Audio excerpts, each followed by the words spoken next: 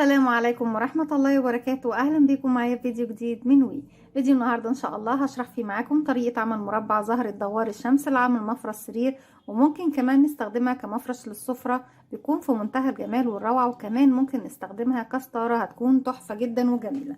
هنستخدم 3 ألوان، اللون البني بس أنا جبته فاتح شوية عشان يبان في التصوير، والأصفر والأخضر.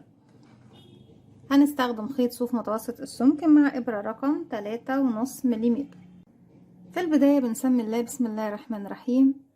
هنبتدي نعمل دائرة سحرية. أول حاجة طبعا بنبتدي نستخدمها لقلب الزهرة هو اللون البني.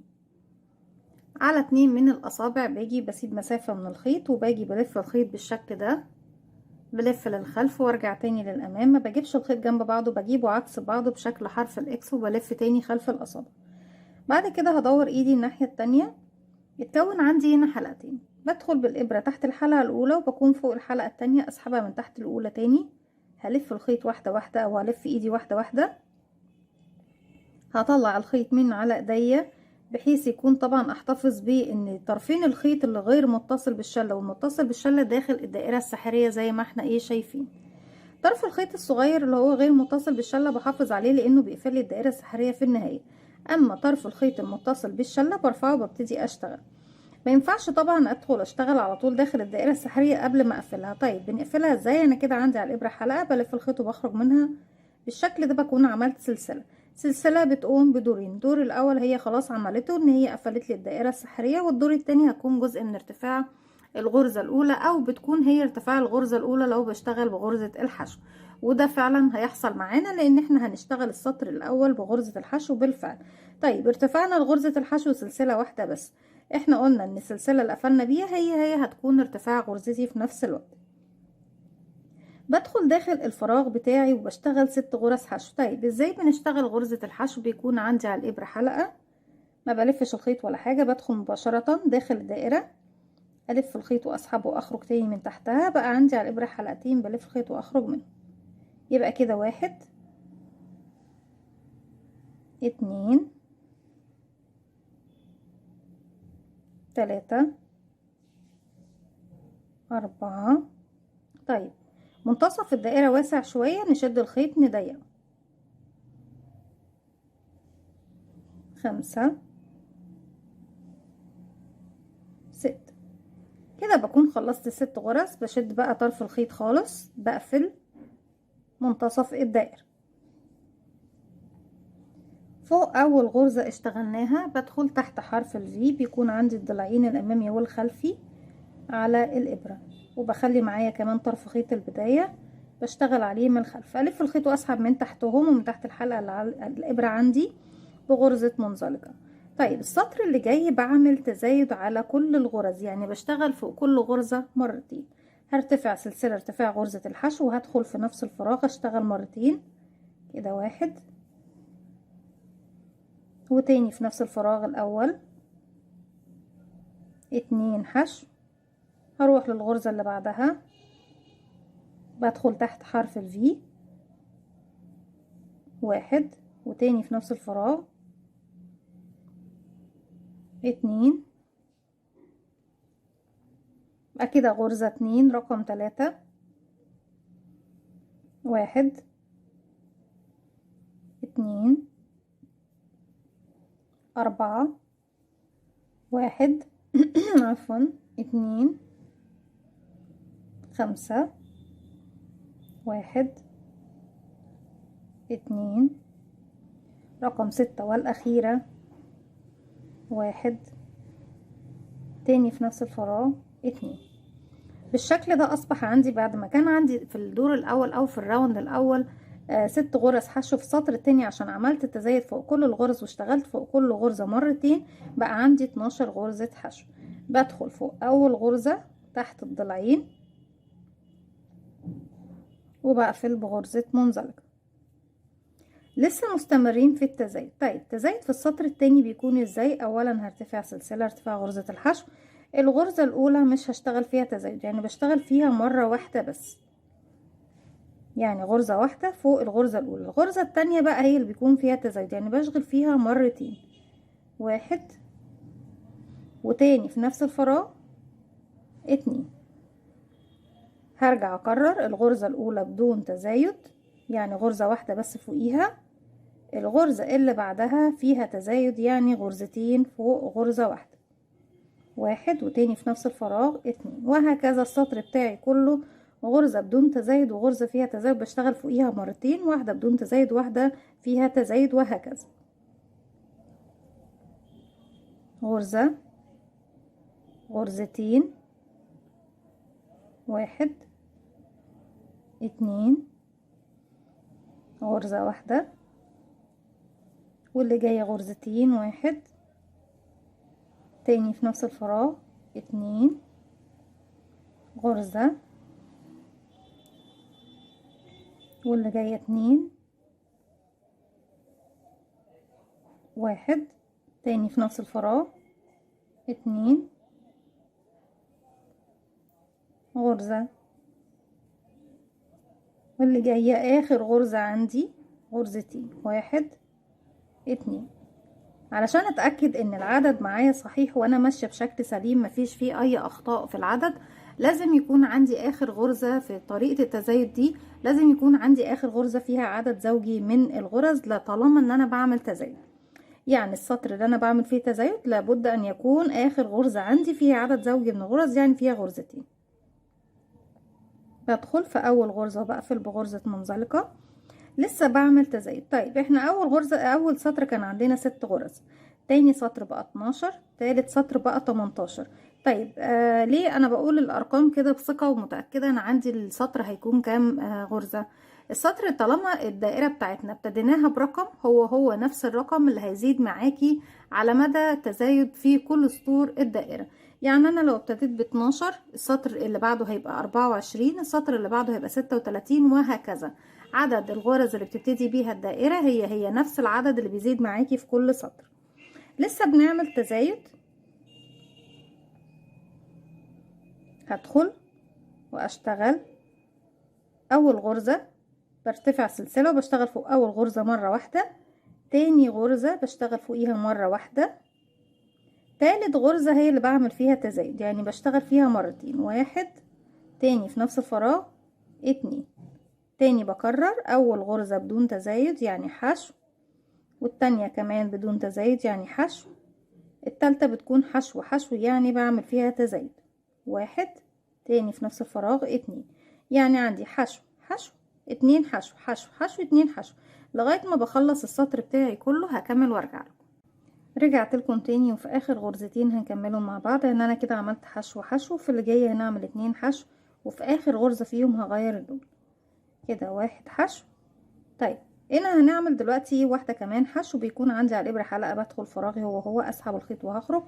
انا لو بكمل بنفس اللون وبعمل دائرة عادية هلف الخيط واخرج من الحلقتين، لكن لو بضيف اللون الجديد بتاعي بسيب منه مسافة وبلفه حلقة على الهواء، وبدخل اقفل عقدة بداية، بسحب الحلقة الجديدة من الحلقتين المتبقيين عندي لغرزة الحشو الأخيرة. بالشكل ده بقى معايا على السطور بتاعتي عدد الغرز بقت 24. هدخل فوق أول غرزة اشتغلناها وأخلي معايا أطراف الخيوط اللي بنخفيها، وأسحب بغرزة منزلقة من الحلقات اللي موجودة عندي كلها. طيب بالشكل ده هنبتدي نعمل بقى الزهرة نفسها، زهرة دوار الشمس. واحد اتنين سلسلة، وفي نفس الفراغ اللي انا واقفه عنده هشتغل عمود بلفه. بنشتغله ازاي؟ بيكون عندي على الابره حلقه، بلف الخيط بيكونوا حلقتين، هدخل نفس الفراغ الف الخيط واسحب واخرج، معايا على الابره كده 3 حلقات، هلف الخيط واخرج من حلقتين، يتبقوا 2، هلف الخيط واخرج من حلقتين. بعد ما عملنا غرزه عمود بلفه، يعني السلسلتين الاولانيين بعتبرهم غرزه نصف عمود، والغرزه اللي اشتغلناها بعد كده عمود بلفه، بعد كده هيكون عندنا 2 غرزه عمود ب2 لفه.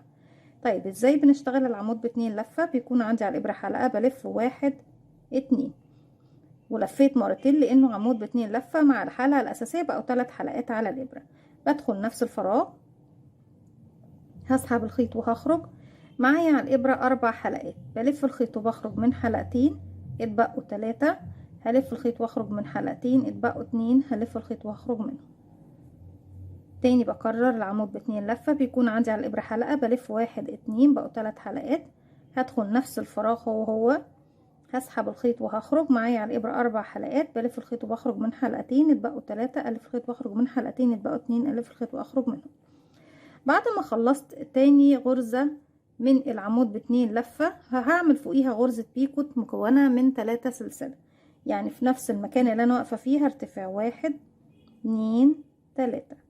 هسيب ال3 سلاسل، وشايفين اخر غرزه اشتغلتها في فوقيها حرف في، هروح للحلقه اللي هي طبعا قريبه مني اهي، دلوقتي تعتبر الحلقه الاماميه، هدخل فيها بالشكل ده، وجسم العمود نفسه في حلقه هدخل فيها زي ما احنا شايفين، وهلف الخيط وهخرج من تحتهم هما الاتنين، ومن تحت كمان الحلقه الموجوده عندي على الابره.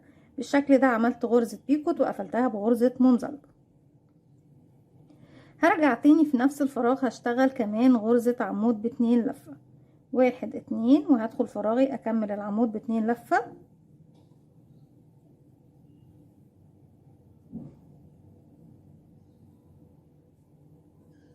وبعد كده عمود بلفة واحدة، كل ده في نفس الفراغ يا بنات.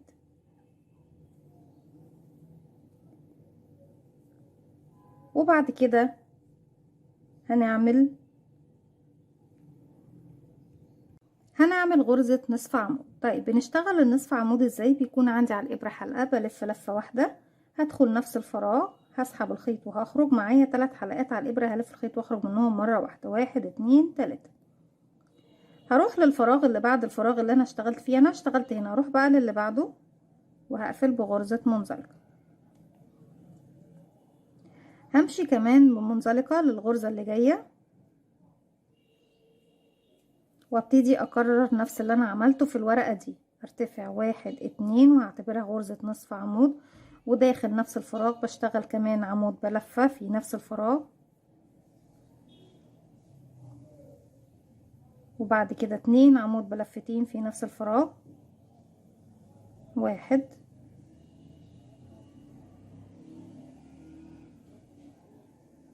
2،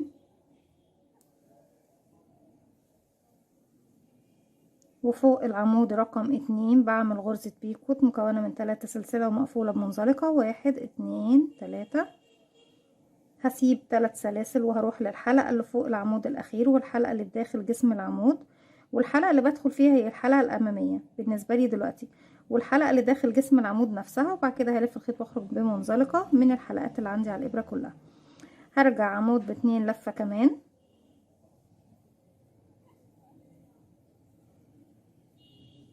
بعد كده عمود بلفة واحدة، وفي النهاية بختم بنصف عمود، زي ما ابتديت بنصف عمود بختم بنصف عمود. بعد ما خلصت الشغل في الغرزة دي هروح للي بعدها وهعمل غرزة منزلقة، بعد كده بمشي بمنزلقة للغرزة اللي بعدها، وابتدي اكرر نفس اللي انا عملته في ورقتين الوردة او الزهرة زي ما احنا شايفين بنفس الطريقة. يعني احنا في نفس المكان هرتفع سلسلتين، 1 2، وبعتبرها نصف عمود، وفي نفس الفراغ بشتغل كمان عمود بلفة و2 عمود بلفتين، وفوق منهم غرزة بيكوت مكونة من 3 سلاسل مقفولة بمنزلقة، وبعد كده عمود ب2 لفة كمان، وعمود بلفة ونصف عمود، وبنزل في الغرزة اللي بعدهم وبقفل بغرزة منزلقة، وبعد كده بمشي بمنزلقة للفراغ اللي بعده، ببتدي اكرر دوت لغاية ما بوصل لنهاية السطر بتاعي، بيكون معايا 12 من بتلات او ورقات الوردة. هكملهم وارجع لكم.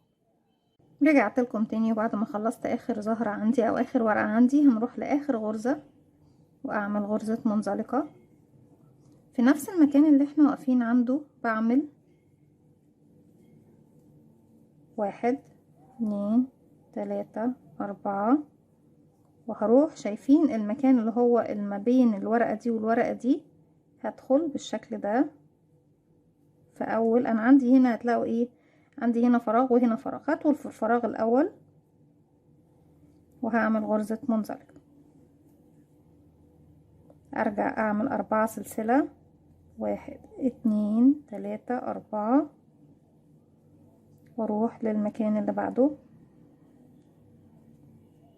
واعمل غرزة منزلقة،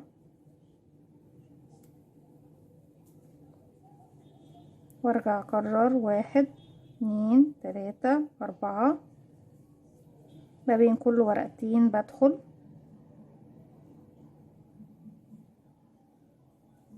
وبعمل غرزة منزلقة وبكرر لغاية ما بوصل لنهاية السطر بتاعي. 1 2 3 4 وبروح للمكان اللي انا ابتديت فيه وبقفل بغرزة منزلقة. طيب بالشكل دوت احنا اشتغلنا على وش الشغل، صح يا بنات؟ طيب هنجيب بقى الجزء الاول فيه. بجيب من تحت بالشكل ده، بدخل ورقاتي من تحت السلاسل وارجع السلاسل دي هي اللي للخلف بالشكل ده.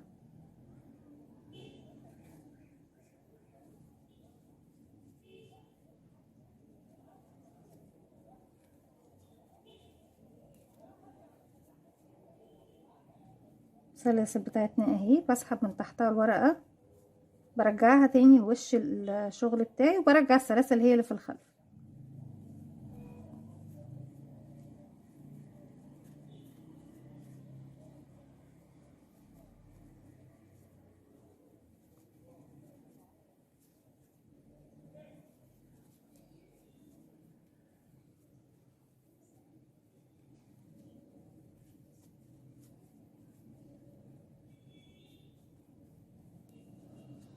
كده خلاص وش الزهرة بتاعتي رجع تاني، الورقات بتاعتي هي في نفس المكان زي ما احنا شايفين. طيب احنا بقى عايزين نشتغل في المكان اللي فيه سلاسل في الخلف ده.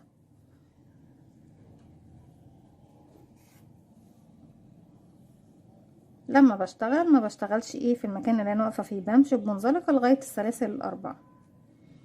هبتدي ارتفع سلسلتين، 1 2. طبعا احنا جبنا الورقه دي بجيبها كده للامام عشان اعرف اشتغل في السلاسل اللي في الخلف دي. بعد كده بشتغل 2 عمود بلفه في نفس الفراغ، 1 2 عمود بلفه واحده، برجع اعمل 3 عمود ب2 لفه، 1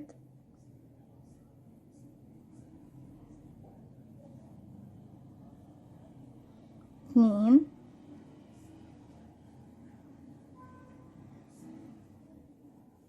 3.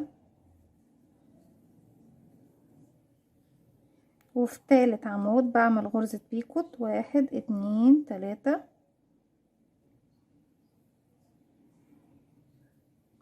كمان 2 عمود ب2 لفة، 1 2 لفة، تاني عمود ب2 لفة،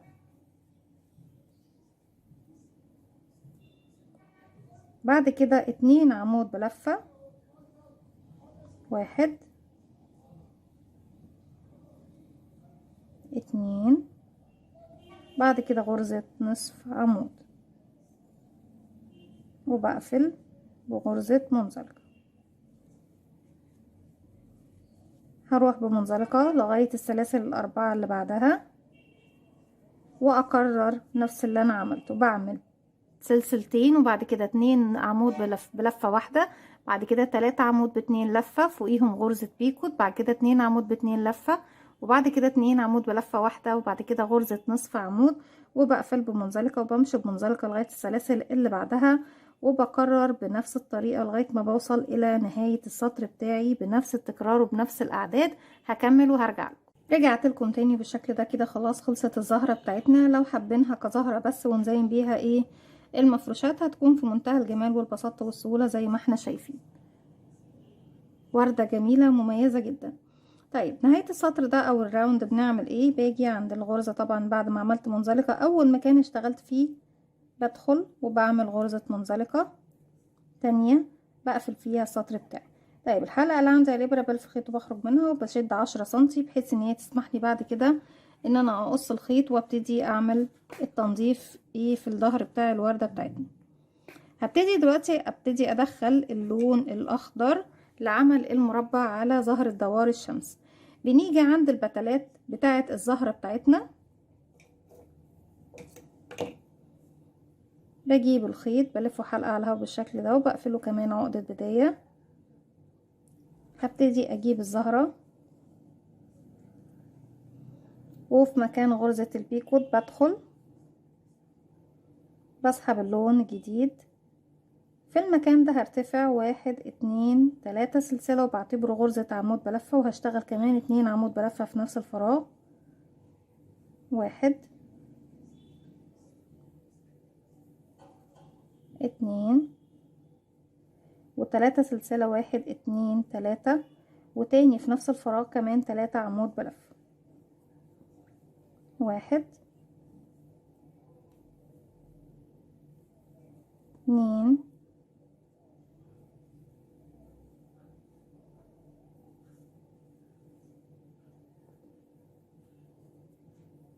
3. كل ده في نفس الفراغ اللي هو فيه غرزة البيكو. بعد كده هشتغل 4 سلسلة، 1 2 3 4، وهروح للزهرة اللي بعدها، عفوا للورقة اللي هي في بعدها، وهعمل في مكان البيكوت بردك غرزة حشو. بعد كده 4 سلسلة، 1 2 3 4، ونروح للورقة اللي بعدها وندخل داخل غرزة البيكوت، وبعمل غرزة حشو مرتين، بعمل 4 سلسلة وحشو. بعد كده بعمل 1 2 3 4، وفي الورقة اللي بعدها هروح واشغل زاوية جديدة مكونة من 3 عمود، 3 سلسلة، 3 عمود بلفة في نفس الفراغ. 1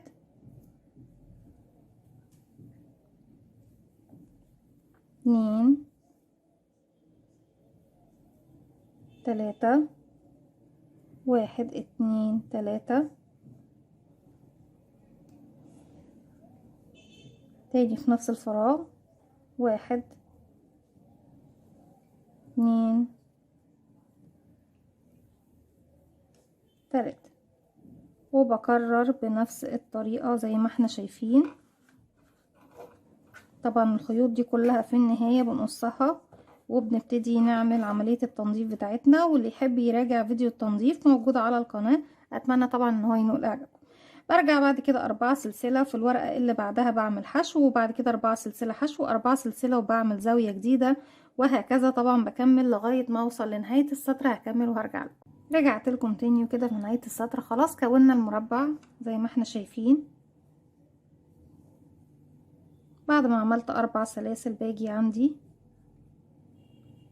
لتالت سلسلة، 1 2 3، بدخل وبقفل بغرزة منزلقة، بمشي بمنزلقة لغاية ما بوصل للزاوية، لاني ما بشتغلش فوق الاعمدة. 2 منزلقة 3، بشتغل فوق الزاوية زاوية زيها، يعني برتفع 1 2 3، وهشتغل كمان 2 عمود بلفة كده. رقم 2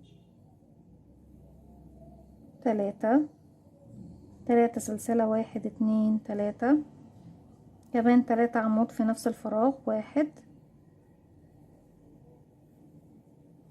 2 3، باخد سلسلة مسافة، هسيب ال3 عمود واروح لل4 سلاسل اشتغل فوقيهم 4 غرزة عمود بلفة. 1 2 3 4، وسلسلة، هسيب غرزة الحشو لتحت واروح لل4 سلاسل اشغل 4 عمود بلفة. 1 2 3 4، سلسلة فوق الحشو، وبسيب الحشو بروح لل4 سلاسل واشغل 4 عمود بلفة. 1 2 3 4، سلسلة، وهبص الاقي نفسي روحت لمكان الزاوية. هروح في الزاوية فوق ال3 سلاسل، اشتغل زاوية زيها مكونة من 3 عمود، 3 سلسلة، 3 عمود كده. 1 2 3 1 2 3 سلسلة، تاني في نفس الفراغ. 1 2 3 وباخد سلسلة وبكرر نفس اللي عملته في الاتجاه ده زي ما احنا شايفين. هكمل الراوند بتاعي وهرجع لكم نكمل مع بعض بقية المربع، مربع الجراني اللي هو طبعا خاص بظاهرة دوار الشمس زي ما احنا شايفين قد ايه في منتهى الجمال والروعة، ومفرش 3D مميز وجديد وجميل في نفس الوقت. هكمل السطر ده، والسطر اللي جاي هيكون طبعا باللون الابيض. المفروض ان هو يكون السطر اللي هو بيكون ارضية المفرش بتاعي بالكامل. هكمل الراوند وارجع لكم نكمل السطر الجديد مع بعض. رجعت لكم تاني وكده خلص السطر بتاعي. في المرحلة اللي جاية المفروض بنضيف اخر لون، ولو حابين تكملوا بنفس اللون ويكون تشبيك كمان بنفس لون الاخضر مفيش مشكلة. بعد ما اخدت سلسلة هروح لتالت سلسلة ارتفاع هنا واقفل بغرزة منزلقة بالشكل ده. هنا عندنا كمان هنمشي بغرزة منزلقة 1 2 وابتدي اغير للون الجديد.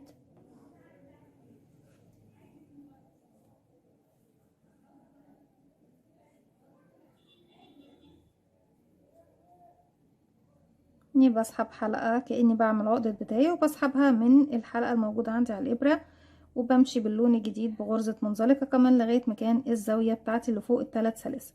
هشتغل فوق الزاوية زاوية زيها بسم الله كده 1 2 3 سلسلة، وكمان 2 عمود بلفة 1 2 3 سلسلة 1 2 3 وتاني في نفس الفراغ 1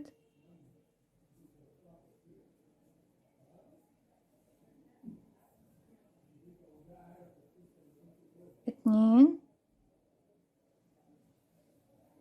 3 سلسلة مسافة. هسيب الثلاث أعمدة واروح للفراغ اللي بعدهم واشتغل 3 عمود 1. السطر دوت اذا حابين تاخدوا بدل السلسلة سلسلتين على حسب سمك الخيط، نخليها سلسلتين لان الخيط سميك شوية، يبقى 2 سلسلة واروح للفراغ اشتغل 3 عمود 1 2 3 2 سلسلة 1 2. هسيب الأعمدة اللي تحت واروح للفراغ بس اللي فوق السلسلة واشتغل 3 عمود 1 2 3 1 2 سلسلة، وهنروح للفراغ. هسيب الأعمدة واروح للفراغ فوق السلسلة وبشتغل 3 عمود 3 أو 4، لو حابين تخلوهم بردك 4 عمود مش هيحصل حاجة وهيكونوا شكلهم حلو جدا وجميل. بس هتكون كل السطور اللي بعد كده جاية المكان هيكون فيه 4 بدل 3 2 3 1 2 سلسلة. بسيب الأربع أعمدة وبروح للفراغ اللي قبل الزاوية بشتغل 3 عمود 1 2 3 1 2 وهنروح للزاوية نفسها نشتغل زاوية جديدة مكونة من 3 عمود 3 سلسلة 3 عمود 1 2 3 1 2 3 سلسلة، وتاني في نفس الفراغ بشتغل كمان 3 عمود 1 2 3 1 2 وهكذا بكمل الجانب التاني والتالت والرابع بنفس الطريقة. بالشكل ده بكون وصلت لطريقة خلاص غرزة او مربع الجراني بطريقة سهلة جدا وبسيطة. بكمل بنفس الطريقة، وطريقة التشبيك بتكون بطريقة مربع الجراني شرحتها معاكم قبل كده في اكتر من فيديو، وان شاء الله طرق التشبيك كلها الخاصة بالوحدات هتنزل خلاص قريب، فيها اكتر من طريقة تشبيك، كتير من طرق التشبيك ان شاء الله تعجبكم. دي كانت فكرة الفيديو بتاعي. طبعا بكمل بنفس الطريقة وفي النهاية بقفل بغرزة منزلقة في 3 سلسلة ارتفاع. اتمنى ان الفكرة النهاردة تكون جميلة وتعجبكم وتكون سهلة كمان وبسيطة عليكم. ما تنسوش لو عجبكم الفيديو فضلا ليس امرا انكم تعملوا لي لايك وشير وسبسكرايب، واستنوني في فيديو جديد من وفعلوا زرار الجرس عشان يوصلكم مني كل جديد. السلام عليكم ورحمة الله وبركاته.